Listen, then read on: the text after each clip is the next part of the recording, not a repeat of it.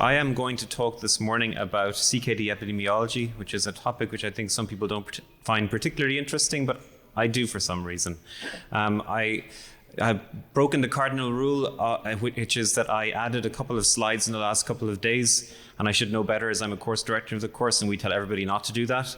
But those slides will be on the website, if not today, at least by Monday at the very latest. I think there's just a couple of extra slides at the end of the talk. All right, the goal of this talk is basically to talk about the prevalence of CKD, why early CKD is important, and I think that's an important point because a lot of people will argue that CKD stage 3 is not really relevant, particularly in the absence of proteinuria, and then maybe to talk a little bit about how we can prevent CKD progression. My disclosure is I have a consultancy with GlaxoSmithKline. So, question, I'm not expecting this to be answered right now, we'll get back to it later on. A 65-year-old woman with a history of diabetes and hypertension presents for evaluation. Her serum creatinine is 1 and her cystatin C is 1.2. Which of the following GFR estimating equations best predicts her likelihood of mortality based on the CKD category? And so the question here is, if you're placed in one category versus another with the various different equations, which one is best at predicting mortality? So if you're put in CKD stage 4 category versus CKD 3 with a different equation, which one is better? So Cockcroft-Gault, MDRD, CKD epi, cystatin C, creatinine, or CKD epi, creatinine, cystatin C. And like I said, we'll get back to the answer to that question later. So how do we define CKD? The most common definition that we use is a GFR of less than 60 mils per minute per 1.73 meters squared. However, there are a number of other definitions also which are not commonly used in clinical practice, including the presence of albuminuria, structural abnormalities on imaging, which is very poorly defined. These are basically ASN or KD definitions of CKD. Electrolyte disorders attributable to abnormal tubular function, glomerular hematuria or other sediment abnormalities, a history of kidney transplantation, obviously, because you can have a normal GFR but have a kidney transplant, and abnormalities detected by histology, although who would get histology without having a pre-existing CKD, it's hard to say.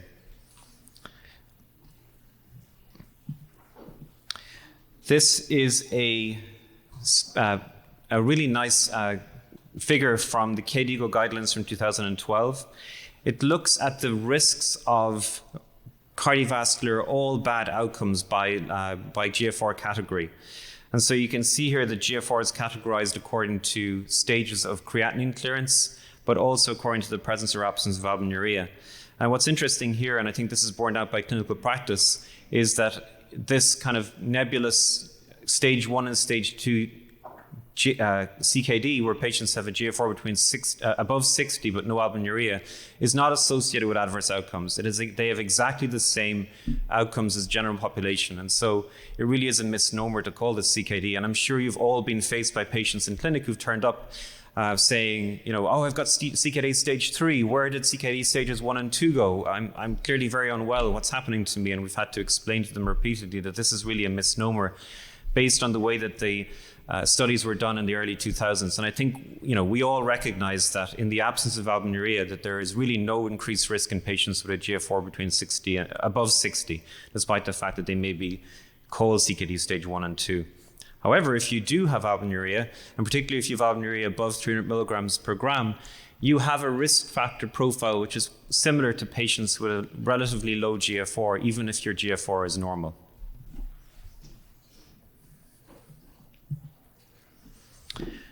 What are the risk factors for CKD initiation? Well, we have clinical risk factors, diabetes probably being the most prevalent. Hypertension is listed as a risk factor for CKD. Helmut Renke, who was here earlier on the week, has hammered it into me repeatedly over the last 8 years that hypertension is not a risk factor for CKD. And that may seem like quite a controversial thing to say. But his point is, and I'm coming around to this idea, that really what we see is that patients with hypertension, it's a consequence of their CKD rather than being a cause of their CKD. These patients, even in patients with early stages of CKD, if you look at biopsies, they have a lot of vascular disease, and that's probably what's leading to their hypertension or contributing to it. And certainly having poorly controlled hypertension is a risk factor for CKD, but I'm not sure if the hypertension itself is a factor causing CKD initiation in these patients. And so, when we see 30% or 40% of the population have hypertension-associated CKD, I think we have to take that a little bit with a grain of salt. And that's been borne out recently also by the APOL1 story, where there was this very high prevalence of hypertension-associated CKD in the African-American population in the United States. And of course, it turns out that that wasn't the cause at all. It was just a grab bag where we didn't know what was causing it. And so we said hypertension, but it turns out there's a very high prevalence of APOL1, which is a genetic cause of CKD, which I'm sure you're all aware of. Urinary tract infections, urinary tract obstruction, family history of CKD, obviously. Low birth weight, which has been studied extensively, particularly by Dr. Brenner here at Brigham and Women's Hospital. Autoimmune disease, systemic infections, recovery from AKI, which is a long-term risk factor for CKD. And there are, of course, socio-demographic factors also. The decline in GFR with old age, chemical and environmental exposures, low income and education, and ethnic minority status. And some of that, of course, is genetic, but some of it also is to do with social factors. Who should be screened for CKD? This is actually relatively controversial. The American College of Physicians have argued that basically almost nobody should be screened for CKD, and this is going away from primary care clinics.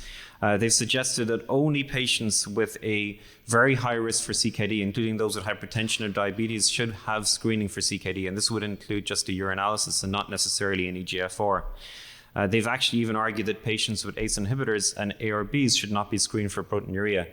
I think that the KDIGO guidelines are probably a little bit more rational in that they suggest, again, that we shouldn't do population screening for CKD because we're going to pick up a lot of false positives, but that you should screen for proteinuria in patients who are on an ACE or an ARB, and that screening should include estimation of eGFR and measurement of urine albumin to creatinine ratio. So high-risk patients screen for CKD, not necessarily population screening because the yield is so low. So when we're thinking about how we define CKD, we also have to think about how we measure GFR. So there are two ways that we can measure GFR. The first is by actually measuring the GFR using urinary clearance of an exogenous filtration marker or the plasma clearance of an exogenous filtration marker. These are accurate, they're the gold standards obviously, but the problem is they're inconvenient to patients and expensive and are absolutely not appropriate for population-based screening. And so what we all use really is the eGFR. These are equations based on serum levels of filtration markers, so creatinine or cystatin C. They are suitable for population screening because you get a rapid result with a single measurement and they're inexpensive. However, there are a lot of flaws. There are non-GFR determinants of marker concentrations, there is a lot of assay variation, and they are very inaccurate, particularly in situations which are non-steady state. And then the other issue, of course, is that they are standardized across the range of ages and amongst age and sex. And so if you have very large differences in body mass, you can have differences in GFR estimates that aren't accurate. And so the example for this, for me, that comes to mind is a patient that I referred for a renal transplant evaluation last year who had a measured creatinine clearance of 14. She had developed a very severe statin myopathy and had a creatinine that had gone from 3 to 1.2 over a period of about 6 months, but she had the same GFR. And she was sent back to me by the transplant team saying, we're not going to assess this person, her GFR is 58, when it clearly wasn't. And so I think we must always remember to take eGFR measurements with a grain of salt. This is a graph from an old paper. It's from the KDOKI guidelines from AJKD from 2002. And what this was talking about was looking at the accuracy of the variety of different measures we had for eGFR at the time. Reciprocal of serum creatinine, which is obviously terrible, isn't very accurate at all. Cockcroft and Gold, which is a little better. 24-hour urine creatinine clearance, which actually didn't perform particularly well, probably because patients weren't doing the collections properly. And also at that time, those collections were not standardized. At least the creatinine measurements weren't standardized. MDRD was put on a pedestal here as being the best way of estimating GFR back in 2002. But what's really interesting to me here is when you look at this, when you're talking about precision here, about 96% of the values were within 50% of the true value of the eGFR. And only about 90% were within 30% of the true value of eGFR. I mean, that's really pretty terrible. And what what really fascinates me is how we report, I think in our hospital, we report eGFRs down to 1 decimal point, which when you consider how inaccurate the actual measurement is, that's crazy. We should probably even be reporting it as a range. We don't, but we have to remember always how inaccurate these measurements are, and we should always take it with a grain of salt. These days, certainly in our hospital, we're using CKD-EPI.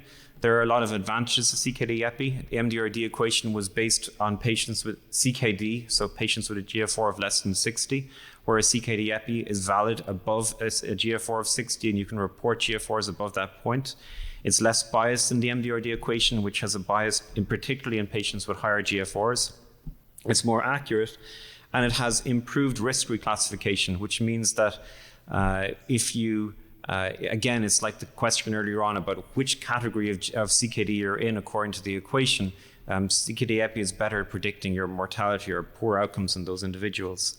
However, again, only about 84% of measurements were within 30% of the true GFR.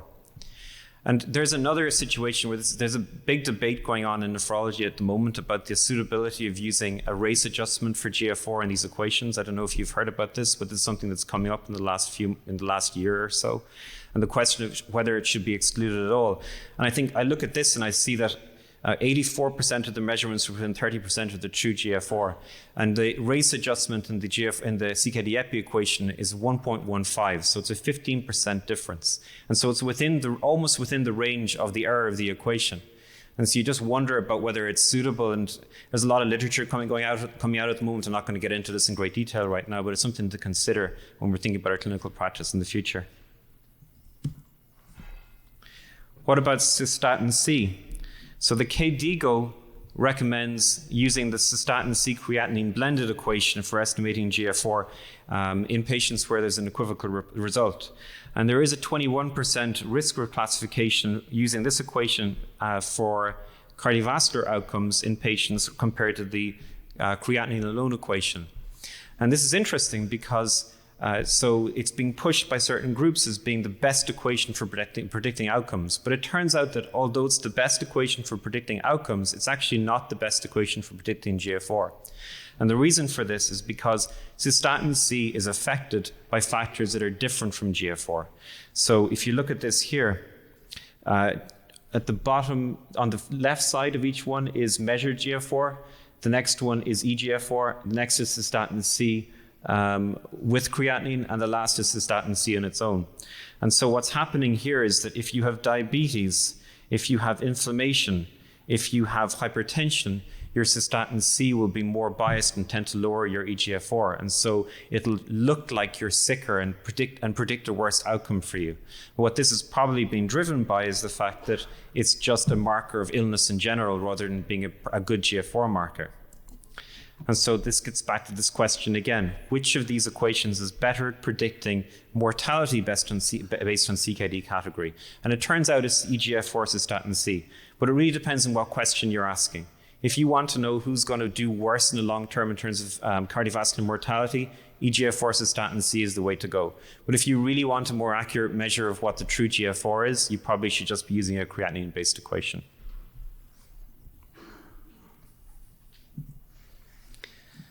So how common is CKD? The NHANES group have been doing serial estimates of the prevalence of CKD in the US population over the last 30 years or so. And the prevalence did increase between 1988 and 2010, but has remained stable since then. And it's roughly about 8% in the general population now. This is based on eGFR alone rather than being related to, it doesn't include patients with microalbuminuria. What about albuminuria? So albuminuria, the prevalence of albuminuria is around about 10% in the population as a whole. This is patients with an albumin to creatinine ratio of greater than 30. Most of these are in the 30 to 300 group, but a very small proportion who have macroalbuminuria. What's interesting here is about 20% of individuals have a albumin to creatinine ratio between 10 and 30. And although that does not meet the criteria for albuminuria currently, there are some data suggesting that these patients have a higher cardiovascular mortality and that it is a risk factor for cardiovascular disease in the future in these individuals. This is a figure showing the prevalence of albuminuria at each stage of CKD. Obviously, it makes sense that the prevalence of the proportion of patients with albuminuria will increase depending on what your GFR category is. But still, it's interesting that about 20% of patients, even with a GFR of less than 30, don't have any albuminuria. And this is kind of a global list of what the proportion of of patients are within each category of CKD. The vast majority of patients don't have CKD, which is good, or the majority of patients. But even within the categories of patients who actually have CKD, most are CKD 3 without albuminuria, or CKD 1 and 2 with a small amount of albuminuria. And the proportion of patients who actually have stage 4 CKD in the population is only about 1%. So most of what we're seeing in terms of CKD is actually these patients who've got mild declines in GFR. And again, it gets back to the question of, is this really relevant? I've seen people argue that a lot of these declines are really just age-related declines. So our GFR is going to go down as we grow older. And this is a paper from from a book published in 1969, which looked at the decline in GFR in an individual group of patients in Baltimore over a period of years, and showed that there was actually this decline in GFR, which we all know. So it's been known for 50 or 60 years that this happens. But what was interesting in these studies was that about 30% of individuals did not have a decline in GFR as they got older. And you have to ask yourselves why. If we think that this is not important, if it's just aging, why are there a proportion of patients whose GFR never goes down? And should we be looking at these patients to see why they are so well, and do they do better overall? Morgan Grams in 2013 used NHANES data to estimate the lifetime risk of CKD. And so the estimate was roughly about 50% of individuals would develop CKD during their lifetimes if they lived long enough. But of course, you can see from this that the vast majority of this is in patients who are over 70 years of age. And the question again is this relevant? Is it really relevant that the vast majority of these patients are 70, 80 years of age and it's CKD stage 3? Well, I would argue that the lifetime prevalence of hypertension is 90%, and we don't ever argue that we should ignore hypertension even in the elderly. So I think this is a signal for other bad things going on, and it shouldn't be ignored. Fascinating study from 2013 looking at the awareness of CKD in the general population and how many patients at different stages of CKD actually knew that they had a disease or had abnormal kidney function. And even in patients with stage 4 CKD, only 40% were aware that they actually had decreased kidney function. And that extends to doctors too. It's not just the patients. So this is the proportion of patients who had an albumin to creatinine ratio tested when they visited a physician with CKD. So all these patients had a GFR of less than 60. So how many of them had a UACR visited during a year? This is based on claims data. And even among those who saw a nephrologist, only 60% had a UACR checked when they had diabetes and CKD, which is a remarkable number, really. And obviously, with primary care visits and patients who had neither, not many of them had a UACR tested. And you would think that this would be a routine part of practice when you're seeing these patients. So we get back to the question again, is CKD important? Well, I think Martina McGrath the other day spoke about this study. This was a study looking at hematuria, just hematuria. This is not patients with decreased kidney function or proteinuria. 1.2 million Jewish army candidates or Israeli army candidates, 60% were male. They were aged between 16 and 25. Dipstick hematuria was confirmed by microscopy. They had normal GFR, no proteinuria, normal ultrasound.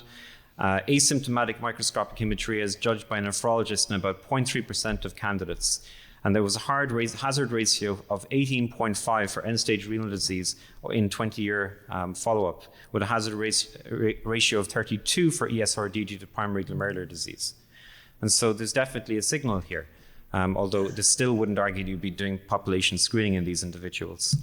Similarly here, this was a screening cohort from Japan, where they're more inclined to do this. They took 107,000 subjects, 10 years of follow-up, only 193 patients with end-stage kidney disease, but this was a young cohort of individuals.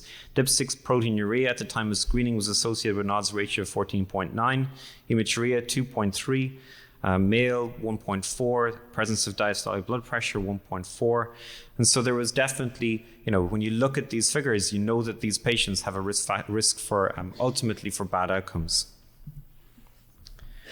This is a study that we did in 2014 using data from the Framingham Heart Study. We looked at the long-term risk factors for CKD. So we took patients who had CKD based on Framingham data and then looked back over 30 years to see if risk factors were present in these individuals at that time. And it was really fascinating that even 30 years prior to the development of CKD, these patients were more likely to have hypertension, more likely to have diabetes, more likely to have obesity. And so the point about this is that there's something different about these individuals. So these individuals who develop CKD later in life, even 30 years prior, they've got these risk factors. And so maybe it's just general risk factors for cardiovascular disease. Maybe it's not the CKD itself that's the problem, but it's more of a marker of other underlying problems. We also looked at lifetime risk of CKD. Our estimate was a little bit lower than the Graham's data because we excluded patients who had CKD at the age of 50. And so these were patients who developed CKD after that point. But again, so in all age groups, there was a higher risk for CKD depending on the number of risk factors you had. So if you had hypertension, obesity, diabetes, your risk of CKD went up. Patients with no risk factors had an overall lifetime risk of CKD of only about 35%. And so yes, there are patients who develop CKD anyway, but there are still a lot of patients, the patients who do not have these risk factors, who do not have vascular risk factors, are not necessarily going to develop CKD long term.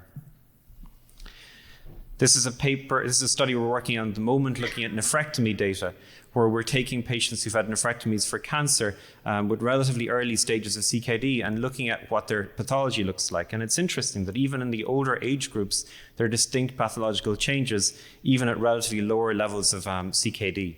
And so this again informs us about the fact that CKD stage 3 is not necessarily just decline. There's more IFTA, there's more glomerular sclerosis, there's more vascular disease in these individuals. And these patients have more complications. So CKD patients, even with a GFR between 30 and 44, have more anemia, hypertension, have more acidosis, hyperphosphatemia, hypoalbuminemia. So they have some of the signs of chronic kidney disease, some of the complications, and it's not just benign. What are the real-world consequences of early CKD? Well, there is a significant increase in all-cause mortality, and this has been shown even at the earliest stage of CKD, and the inflection point appears to be around about 60. This is borne out not just in younger individuals, but also in the elderly. It's been shown when you exclude patients below 70, even in patients above 70, having a GFR below 60 is associated with significantly higher cardiovascular mortality risk. CKD is a risk factor for poor outcomes of all kinds of outcomes, including end-stage renal disease, AKI, progressive CKD, all-cause mortality, cardiovascular mortality. And cystatin C, as we said earlier, is a better predictor of CKD. So you can see here the above two graphs show the prediction for cardiovascular mortality for cystatin C-based equations. And so there's definitely a clear separation here, showing that it's better at predicting cardiovascular and all-cause mortality. However, it is no better at predicting end-stage renal disease. And so again, this points towards the fact that we're measuring something different when we're measuring cystatin C. CKD, this is a difficult to see graph, and I apologize, but CKD itself modifies the risk factors, the risk of mortality and the risk of bad outcomes in all of these conditions, including congestive heart failure, acute myocardial infarction, all these vascular outcomes. If you have CKD, your outcomes are worse. And this is again from Andy Levy here in Boston, looking at the different outcomes in kind of a graphical form and the hazard ratio for the variety of outcomes, including mortality, cardiovascular mortality, ESRD, AKI, depending on what stage of CKD you have. It's not all doom and gloom though. We have seen some improvement in the last 15 or 20 years. We've decreasing mortality rates for CKD and decreasing hospital readmission rates for patients with CKD. So let's go to question 2. A 63-year-old white woman with a history of hypertension presents for evaluation. Labs notable for a creatinine of 1.3. uric acid is 7.4, blood pressure is 135/68, or examination is normal. Which of the following interventions has been shown to decrease the risk of CKD progression in this patient? We'll come back to that again. So, what about CKD progression? How do we define it, first of all? In normal population cohorts with healthy volunteers, a normal GFR decline is about 0.2 to 1 mil per minute per year. There is no clear definition of progression or rapid progression, but the KDIGO suggested these definitions in 2012. So a decline in GFR category, or a decline in GFR category plus 25% reduction in GFR, and then rapid progression is greater than 5 mils per minute per year. And these are useful for research purposes more than anything else, really. One of the things that's fascinating about this is this idea that patients have a linear decline in GFR is wrong. This was a study from the ASK study, where they looked at patients who had at least 3 years follow-up and 8 GFR measurements. 42% of the patients in this cohort had a non-linear trajectory or a prolonged period of non-progression of their CKD. Predictors of non-progression included a GFR of greater than 40 at baseline and the absence of proteinuria. And so there's this, we do not have a linear decline. We'll have patients who are stable for years and then suddenly fall off a cliff, or we'll have patients who will decline very rapidly at first and then become stable for a large number of years. And it's very difficult to say who's going to turn up in each category. And this makes doing studies in this difficult, because if your outcome is GFR decline and the GFR decline is not linear in the general population, how do you assess how well a drug is performing or a treatment is performing? CKD progression is important. So this is from a Canadian study looking at 600,000 adults with at least 2 outpatient creatinine measurements. Certain change in GFR creatinine and GFR category was associated with an increased risk of mortality in ESRD. And so this research definition of CKD progression is actually a good marker of overall mortality and outcomes. Younger people, as we know, are more likely to develop ESRD.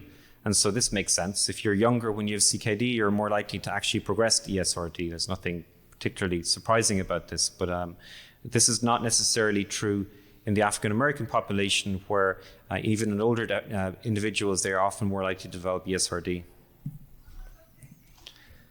The cost of ESRD, there are 650,000 patients with ESRD in the US, and they account for 1% of Medicare population, but 7% of spending.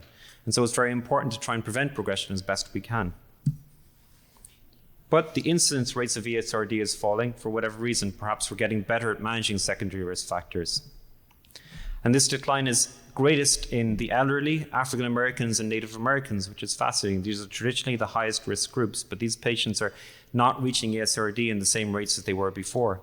The decline is being driven in a large part by the reduction in ESRD due to diabetes, particularly in the African American population. So this suggests that some of the interventions that we've introduced, better blood pressure control, better control of diabetes, are being effective, and so less patients are actually getting to dialysis. So how do we prevent CKD progression? This is from the KDIGO 2012 guidelines, looking at the variety of different things we do to prevent CKD progression and the evidence behind it. So level 1 means recommend, level 2 is suggest, and then A, B, C, and D. A is good evidence, B is sort of good, C is not really good, and D is no evidence at all. And there's really only one recommendation there, which has a 1A recommendation. That is, diabetic patients should have a target HbA1c of less than 7%. This is from 2012, though, and there have been some changes in the last few years that have modified the way that we think about this. So I'm going to focus a little bit on just these 3 different categories: hypertension, diabetes, and bicarbonate administration. So I think there's no question that in patients with CKD, maintaining the HbA1c less than 7% is a good target. It's the only recommendation with the highest level of evidence. There's a marked reduction in new albuminuria and progression to albuminuria with intensive glycemic control. And the UK PDS study showed a 67% reduction in the risk of doubling serum creatinine at 9 years in patients who had intensive glycemic control. So I think that's unequivocal. These patients need to have good glycemic control. What has changed is SGLT2 inhibitors, which have really changed everything, I believe. This study was stopped early due to a 30% reduction in the primary outcome, which was ESRD, or a doubling of creatinine, with the treatment of SGLT2 inhibitors after only 2.5 years. I think this is probably the most important discovery in nephrology in the last 10 years, and it teaches us so much about physiology and about the way the kidneys work. It's absolutely fascinating. And we've been putting a lot of our patients, or as many as we can, in SGLT2 inhibitors. Our boss suggests that we should have everyone on them without talking to the endocrinologist even at this point, that they should just be put on. Although I'm not certain about that. I think it has to be collaborative. Blood pressure and CKD progression. Previous guidelines have suggested higher blood pressure targets in non-proteinuric CKD. Again, SPRINT has probably changed this, now that all high-risk patients should have lower BP targets to reduce cardiovascular risk. There is no effect on CKD progression, however, and in fact there was an increased risk of AKI in patients who were treated with higher blood pressure targets, with lower blood pressure targets with CKD. This was a post-hoc analysis of SPRINT that was published last year. Increased risk of AKI with intensive blood pressure control, but most cases were mild and returned to baseline. There was one study that I spotted the other day that suggested there was maybe an increased risk of cardiovascular disease in those patients who had lower blood pressure targets in SPRINT, or cardiovascular mortality, I should say, who developed AKI in that setting, but it's not really clear. It's unclear as well if proteinuria modifies this effect because they didn't have those data. What about bicarbonate therapy? This is one of these lovely new visual abstracts that they're doing at CJASN all the time and all over the place now. This is a study that was just published a couple of months ago, a meta-analysis of all the studies looking at bicarbonate therapy in CKD. And bicarbonate therapy, unsurprisingly, increases the bicarb, but it also leads to a significant but small reduction in the decline of GFR.